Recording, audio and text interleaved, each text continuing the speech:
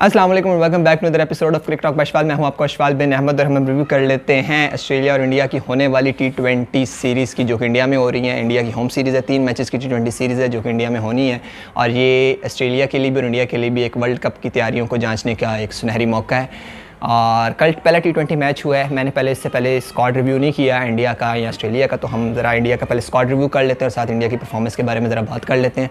India ने अपना squad जो अनाउंस किया था उसमें वही पुराने खिलाड़ी हैं, सिर्फ 1-2 बॉलर्स की वापसी हुई है और 1-2 खिलाड़ी जिन्होंने अच्छा परफॉर्म किया था उनको ड्रॉप कर दिया गया है, जिसमें रवि बिश्नोई शामिल हैं। तो मतलब मैं चाह रहा था कि रवि बिश्नोई को प्रेफर किया जाए अश्विन के ऊपर, लेकिन अश्विन को ऑन एक्सपीरियंस की बेस पर उन्होंने सेलेक्ट कर लिया है वर्ल्ड कप के स्क्वाड में। ओपनर्स में हमारे पास वही KL राहुल, रोहित शर्मा शामिल है। 1 डाउन में हमारे पास कोहली आएंगे। उसके बाद हमारे पास सूर्य कुमार यादव हैं।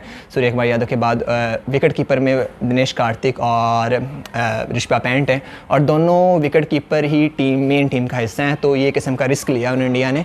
मतलब आप रिजर्व में विकेट कीपर रख सकते थे दिनेश कार्तिक, और आप रेगुलर बैट्समैन बीच में डाल सकते थे, संजू सैमसन हो सकता था उसमें, और आपके पास इंडिया के पास काफ़ी सारे और ऑप्शन मौजूद थे। तो लेकिन इंडिया ने ऐसा नहीं किया। मतलब उन्होंने 2 विकेट कीपर्स को मेन स्क्वाड का हिस्सा बनाया, 15 मेंबर स्क्वाड का। तो ये किस्म का उन्होंने रिस्क लिया है। मतलब एक एक्स्ट्रा बैट्समैन ऐड कर सकते थे बजाय इसके कि एक्स्ट्रा विकेट कीपर ऐड करने के। अब इसमें इस तरह लिया कि दोनों wicket keeper as a middle order batsman खेल सकते हैं, लेकिन मेरे ख्याल में इस कंडीशंस को देकर ऋषभ पंत को प्रेफर किया जाएगा। लेकिन एशिया कप में ना ऋषभ पंत अच्छी उस हिसाब से परफॉर्म कर पाए हैं, ना दिनेश कार्तिक ने उस हिसाब से परफॉर्म किया है।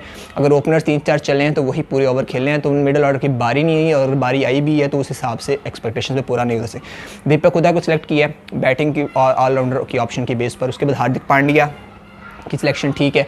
अक्षर पटेल सेलेक्ट हुए हैं जडेजा की जगह पर, क्योंकि जडेजा इंजरी का शिकार हो गए थे। उसके बाद दूसरा जो उनका स्पिनर है वो चाहल है, तीसरा स्पिनर अश्विन है।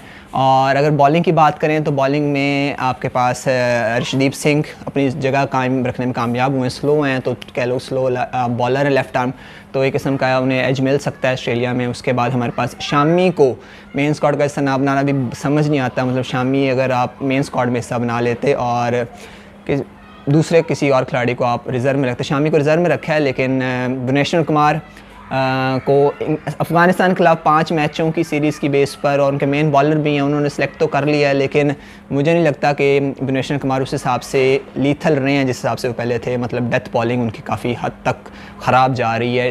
एशिया कप में भी हमने देखा, और कल ऑस्ट्रेलिया के खिलाफ जो पहला T20 मैच हुआ उसमें भी हमने देखा कि भुवनेश्वर कुमार की डेथ बॉलिंग काफ़ी मतलब इंप्रूव होने की ज़रूरत है।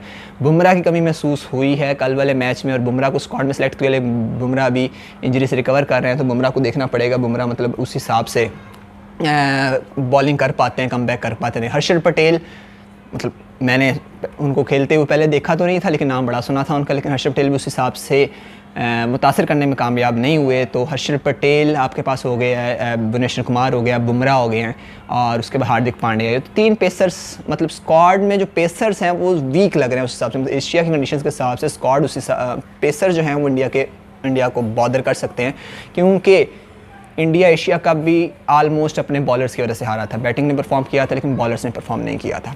तो इंडिया की होम सीरीज़ है। उसके बाद इंडिया की हमारे पास ऑस्ट्रेलिया के खिलाफ 3 मैचेस की T20 सीरीज़ है। उसके बाद इंडिया की साउथ अफ्रीका के खिलाफ सीरीज़ है T20 मैचेस की। तो इंडिया के पास भी काफ़ी तकरीबन 6 T20 मैच हैं। एक तो इंडिया हार गया है, तो 2 अभी और हैं। तो इंडिया ने कल 208 स्कोर किया, बहुत अच्छा स्कोर था, और मुझे लगा था कि इंडिया अपनी होम कंडीशंस को फ़ायदा उठाएगा, लेकिन बॉलिंग ने उन्हें मायूस किया। बहुत ज़्यादा एक्स्ट्रा रन लीक कर दिए, ड्रॉप कैचेस हुए, DRS नहीं सही लिया गया।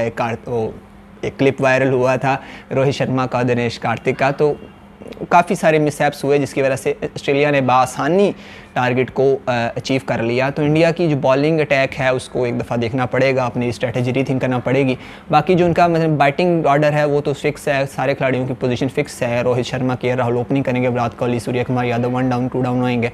उसके बाद आपके पास दिनेश कार्तिक या फिर ऋषभ पंत आएंगे। उसके बाद हार्दिक पांड्या, और उसके बाद आपके पास 6वें 7वें नंबर पे दीपक हुडा आ सकते हैं। लेकिन बॉलिंग को उस हिसाब से बॉलिंग स्कोर डिफेंड नहीं कर पा रहे। मतलब आप 170 कर दें, 80 कर दें, 200 कर दें, लेकिन आपकी अगर बॉलिंग आपका स्कोर डिफेंड नहीं कर पा रही, तो कोई बैट्समैन की मतलब जो मेहनत है वो फ्लॉ ज़ाया हो जाएगी। तो ऑस्ट्रेलिया के ख़िलाफ़ कल जो इंडिया की बॉलिंग है वो खुल के सामने आई है।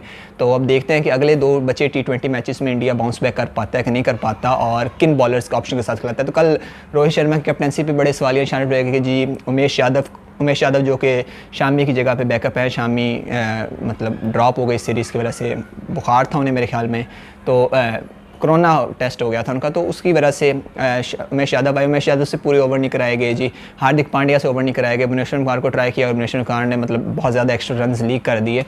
तो ये अब देखना पड़ेगा कि भुवनेश्वर कुमार वाकई स्क्वाड में जगह एडजस्ट कर पाते हैं। मतलब बिग मैच प्लेयर हैं, लेकिन बिग मैच में वो एशिया कप में भी अपने पेनल्टीमेट ओवर में कह लें या लास्ट ओवर में वो स्कोर डेफिनेट जो मतलब डिफाइन स्कोर था वो डिफेंड नहीं कर पाए। तो देखना पड़ेगा कि क्या वाकई ही वो अपनी जगह डिज़र्व करते हैं भुवनेश्वर कुमार, या फिर उनकी जगह किसी और को बैकअप। लेकिन वर्ल्ड कप का स्क्वाड तो अनाउंस हो चुका है, तो इंडिया को अपनी डेथ बॉलिंग इंप्रूव करना पड़ेगी।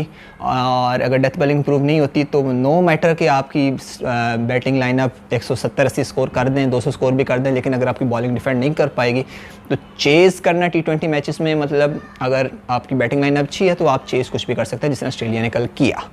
तो अब देखना ये है कि इंडिया बाउंस बैक करता है और इंडिया की बॉलिंग लाइनअप किस तरह से अपनी बैटिंग का साथ देती है या नहीं देती। तो ये कुछ डिटेल्स थी इंडिया के T20 मैचेस के स्क्वाड की, और इंडिया के पहले T20 मैच की जो इंडिया हार गया 208 रन करने के बावजूद भी ऑस्ट्रेलिया ने आसानी हरा दिया है।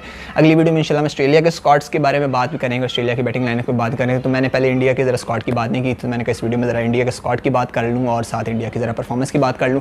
2 सीरीज़ हैं इंडिया की, एक ऑस्ट्रेलिया के खिलाफ और एक साउथ अफ्रीका के खिलाफ। साउथ अफ्रीका वाली सीरीज़ में भी इंडिया एक फाइनल अपनी मतलब तैयारियों को देगा, लेकिन ये वाली सीरीज़ भी बहुत इंपॉर्टेंट थी इंडिया के लिए अपनी बॉलिंग को रिदम में लाने के लिए।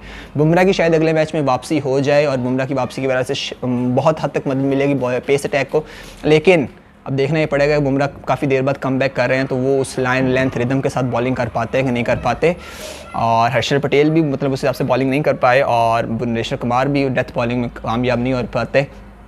तो होप कि इंडिया बाउंस बैक करे, क्योंकि पिछले T20 वर्ल्ड कप में तो इंडिया पहले राउंड से बाहर हो गया था। तो इंडिया की मैनेजमेंट और इंडिया की टीम कभी नहीं चाहेगी इस ऑस्ट्रेलिया के मैच में पहले राउंड से बाहर हो जाए। तो all the best wishes for India कि उनकी बॉलिंग फॉर्म में आ जाए और वो अच्छा परफॉर्म करें। And that's it from the first match T20 first match review of Australia versus India try series. और लेट्स सी कि इंडिया कैसा परफॉर्म कर पाता है अगले मैचेस में और ऑस्ट्रेलिया विनिंग कॉम्बिनेशन अपना लेके चलता है और फिर भी मतलब होम ग्राउंड में इंडिया को धूल चटाने में कामयाब होता है दूसरी दफ़ा के नहीं। फिर मिलते हैं एक नई वीडियो से, अपना ख्याल रखिएगा। अल्लाह हाफ़िज़।